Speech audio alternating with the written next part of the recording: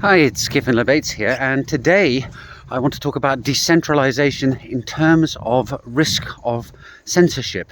And the reason why I want to talk about this is because you'll find people in the blockchain space having discussions where they effectively get involved in a "my system is more decentralized than yours" argument. And the fact is that different blockchain systems out there do have different levels of decentralization. I would argue that Bitcoin is probably the most decentralized, and then as you go through other systems out there, Ethereum and then Polygon, Solana, you end up with less and less decentralized systems.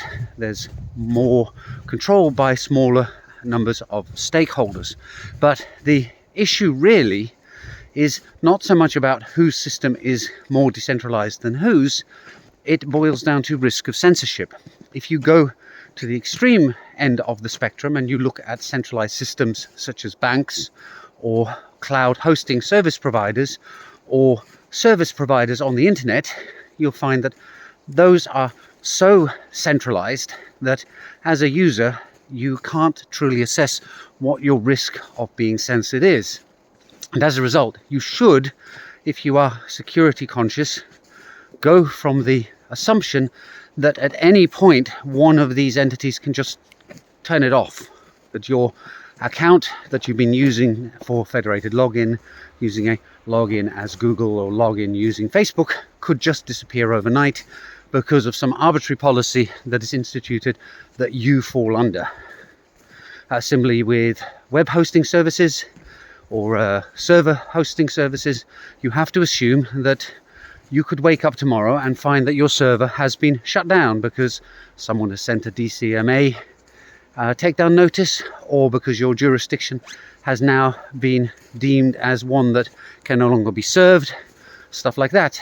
So there the risk of censorship is very, very high, and therefore you should technically have plans in place as to what you will do if that happens. Now, most companies out there just operate on the assumption that they are providing revenue to these service providers and therefore their services will not be shut off. However, as we're finding as users of the banking system in the West, you just don't know whether your custom is really going to be that important to the bank or the server provider or whoever.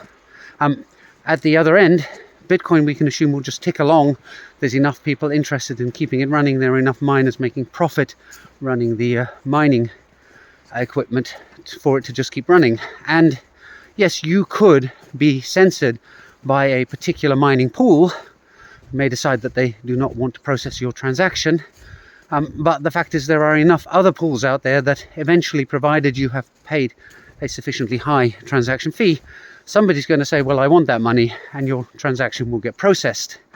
This is very different from, for example, a centralized exchange, where you could find tomorrow that new KYC requirements or AML requirements mean that you can suddenly no longer get your hands on your digital assets until you provide them with a vast quantity of documentation to prove that you are not a terrorist and you are not a money launderer.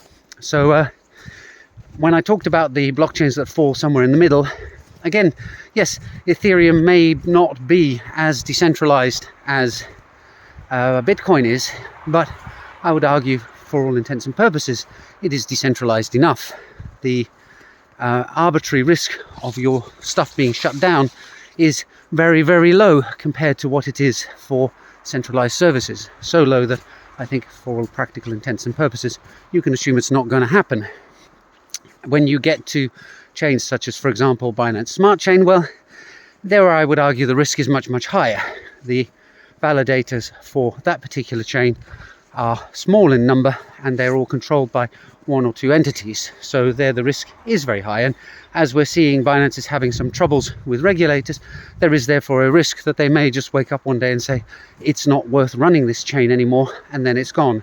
So there I would say that you are back in the arena of centralized service providers. So just some thoughts on decentralization and what it really means underneath, which is risk of censorship. And if you approach it from that perspective, you can make a much more informed decision, I think. That's it for today.